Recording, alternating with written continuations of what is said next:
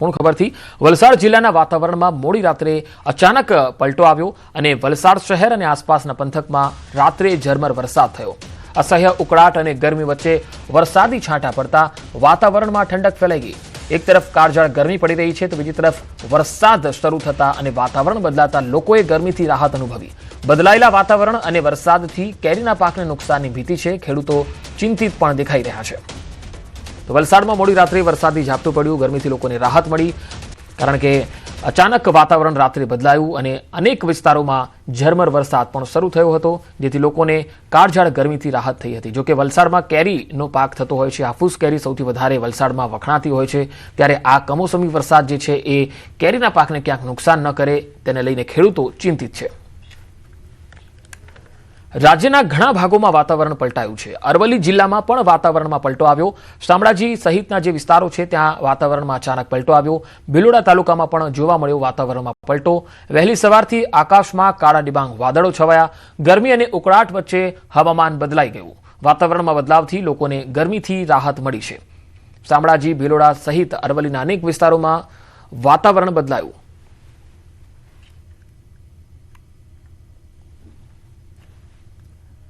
વલસાડ જિલ્લામાં એટીએસ અને વલસાડ એસઓજીનું સફળ ઓપરેશન।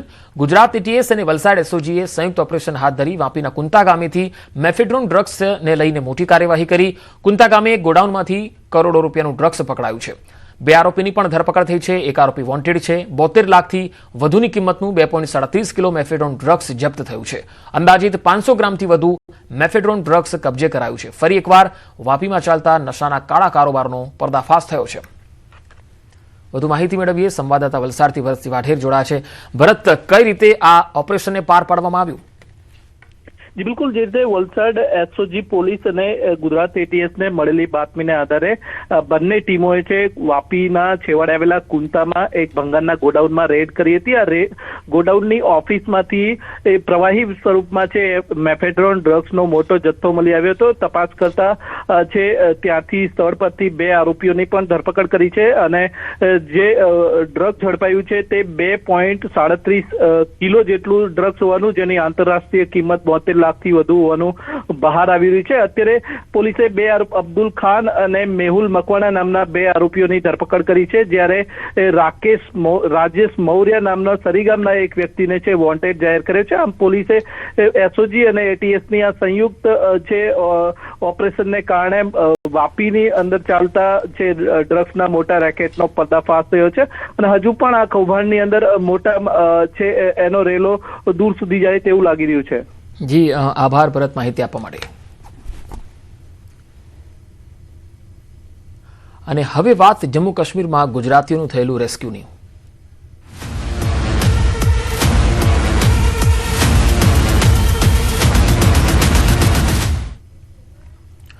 જમ્મુ કાશ્મીરના ગુલમર્ગમાં ગુજરાત સહિતના પ્રવાસીઓ ફસાયા હતા। ટેકનિકલ ખામીના કારણે ગોંડોલા રાઇડ્સ બંધ થઈ ગઈ અને પ્રવાસીઓ રોપવેમાં જ અટવાઈ ગયા હતા। આ તસવીરો તમે જોઈ શકો છો। અહીંયા આ જ રોપવેની અંદર પ્રવાસીઓ ફસાયા। લગભગ 1000થી વધુ પ્રવાસીઓ અલગ અલગ જે રાઇડ્સ હતી તેમાં રોપવેમાં ફસાઈ ગયા હતા। સૌથી વધુ રાજકોટ, અમદાવાદ સહિતના પર્યટકો ફસાયા હોવાનું ખુલ્યું હતું। અનેક પ્રવાસીઓનું ફાયર, એનડીઆરએફ સહિતની ટીમો દ્વારા રેસ્ક્યુ કરવામાં આવ્યું। પ્રવાસીઓએ વિડીયો બનાવીને વાયરલ કર્યા, ત્યાંની સ્થિતિ પણ વર્ણવી, સાથે જ કોઈ જવાબદાર અધિકારી ન હોવાનો દાવો પણ કર્યો હતો। સ્થાનિક લોકોએ પણ પ્રવાસીઓને બચાવવા અથાગ પ્રયત્નો કર્યા। એટીવી બાઇક સવારો, પ્રવાસી માર્ગદર્શકો અને પુણેના રહેવાસીઓ, અન્ય સંબંધિત લોકોનો પણ સમાવેશ થયો છે। વીજળી વિભાગે પણ મહત્વની ભૂમિકા ભજવી અને વીજળીની યોગ્ય વ્યવસ્થા કરી આપી। તો બચાવ કામગીરી દરમિયાન નાયબ મુખ્યમંત્રી સહિત તમામ ઉચ્ચ અધિકારીઓ સ્થળ પર પહોંચી ગયા હતા અને આ દરમિયાન એલજી મનોજ સિંહા વ્યક્તિગત રીતે તમામ બચાવ કામગીરીનું નિરીક્ષણ કરતા જોવા મળ્યા। સીએમ ઉમર અબ્દુલ્લાએ સમગ્ર ઘટનાને લઈને નિવેદન આપ્યું કે ગભરાવાની કોઈ જરૂર નથી, બચાવ કામગીરી સંપૂર્ણપણે ચાલુ છે। બચાવ કામગીરી વિશે વિગતો આપતા પોલીસ મહાનિર્દેશકે કહ્યું કે પ્રવાસીઓના જીવ બચાવવા માટે બધાએ સાથે મળીને કામ કર્યું। તેમને સુરક્ષિત રીતે બહાર કાઢી લેવાયા છે, બચાવી લેવાયા છે। ગુલબર્ગની અંદર અત્યારે જે કાશ્મીર પ્રવાસે આવેલા માણસો છે એ કોંડોલા રાઇડ જે ફેઝ 1ની રાઇડ બંધ છે, કોઈ જવાબદાર અધિકારી હાજર નથી અહીંયા અને હજારો પેસેન્જરો પ્રવાસીઓ અહીંયા મુશ્કેલીમાં મુકાયેલા છે। કોઈ જવાબદાર અધિકારી નથી, કોઈ રિફંડના પૈસા પાછા નહીં મળે એવું જાણવા મળે છે। અને અહીંયા કને આવ્યા હતા આપણે અહીંયા ગુલમર્ગમાં, તો આ રોપવે બંધ થઈ ગયું, તો હવે એ લોકો એમ કહે છે કે ચાલુ નહીં થાય, તો એની કંઈ રિસ્પોન્સિબિલિટી બને છે ને, કંઈક જવાબદારી બને છે કે અમને પાછા લઈ જવાની, પણ હેરાનગતિ બહુ છે ને અમને કોઈ જવાબ મળ્યો નથી. નાના બાળકો સાથે છે ને બધા બહુ હેરાન થાય છે. सबसे पहले उनको टीम को ऊपर ले गए.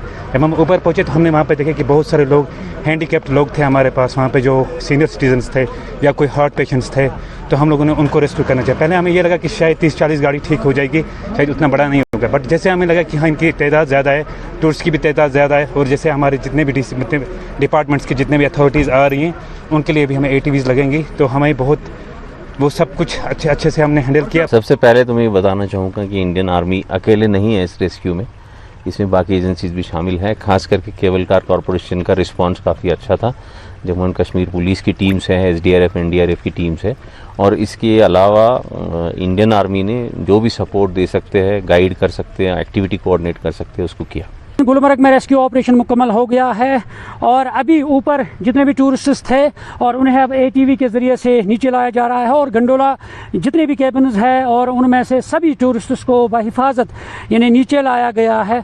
और सुबह सवेरे से दोपहर से जो रेस्क्यू ऑपरेशन चला है और काफ़ी यानी मुश्किल रेस्क्यू ऑपरेशन रहा है, जिसमें तमाम चाहे सिविल एडमिनिस्ट्रेशन हो, केबल कार कॉरपोरेशन के तमाम इंतज़ाम मुलाजमीन है या टेक्निकल टीमें हैं, और यहाँ जम्मू कश्मीर पुलिस आर्मी सभी लोग इसमें जुड़े रहे. और आप देख सकते हैं तस्वीरों में किस तरह से यहाँ इस कठिन जंगल से, कठिन रास्ते से यहाँ ATV बाइक्स पे इन्हें नीचे लाया जा रहा है, और मुकम्मल तौर पे अब रेस्क्यू ऑपरेशन ख़त्म हो गया है. और इसमें जितने भी सिविल है, और यहाँ पे आप बताएं कितना मुश्किल रहा इसमें आप शामिल रहे, यहाँ के स्टेक होल्डर्स, टूरिस्ट गाइड्स. जी बहुत दिन भर ये रेस्क्यू ऑपरेशन चला 1 बजे से, काफ़ी मुश्किल था, कठिनाइयों का सामना करना पड़ा क्योंकि बारिश जो थी पूरे दिन हो रही थी.